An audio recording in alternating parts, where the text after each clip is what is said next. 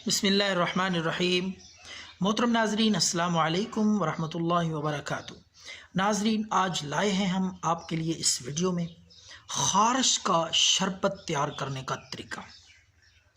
खारिश गर्मी की वजह से हो, मैदे की ख़राबी की वजह से हो, या फोड़े फिंसियाँ, बच्चे मीठा खाते हैं, टाफ़ियाँ खाते हैं, उस वजह से हो, जिस तरह की भी खारिश हो, उसके लिए बेहद कीमती नायाब शरबत तैयार करने का घरेलू नुस्खा।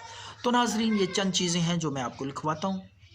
ये आपने पिंसार स्टोर से ले आनी है। बजाय तैयार शुदा और मिलावट शुदा अशिया ख़रीदने से, दवाइयाँ ख़रीदने से बेहतर है आप घर पे नुस्खा तैयार करें। हम इसलिए आसान, बेज़रर, सादा से नुस्खे अपलोड करते हैं ताकि तैयार करने में भी कोई दिक्कत परेशानी ना हो, मुश्किल ना पेश आए। तो आज का नुस्खा भी इसी तरह का बेहद आसान है और खारिश का जड़ से ख़ात्मा करने वाला है। तो ये शरबत आपने किस तरीके से तैयार करना है, चंद चीज़ें ये पिंसार स्टोर से ले आएँ।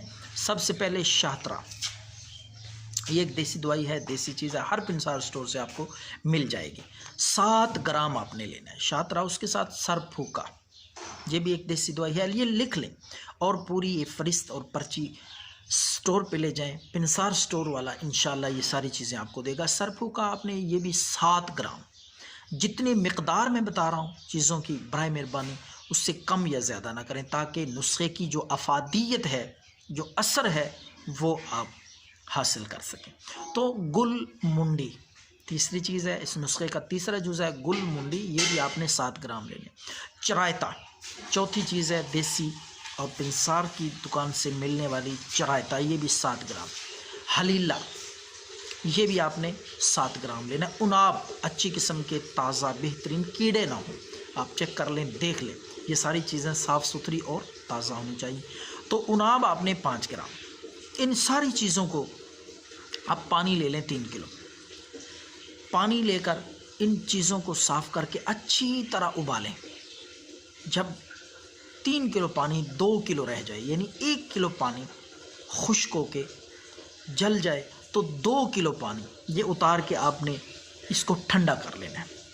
ठंडा करने के बाद आपने इसमें चीनी हस्बे ज़ायक़ा, हस्बे ज़रूरत, जितना आप मीठा इसको करना चाहते हैं तो चीनी शामिल कर लें।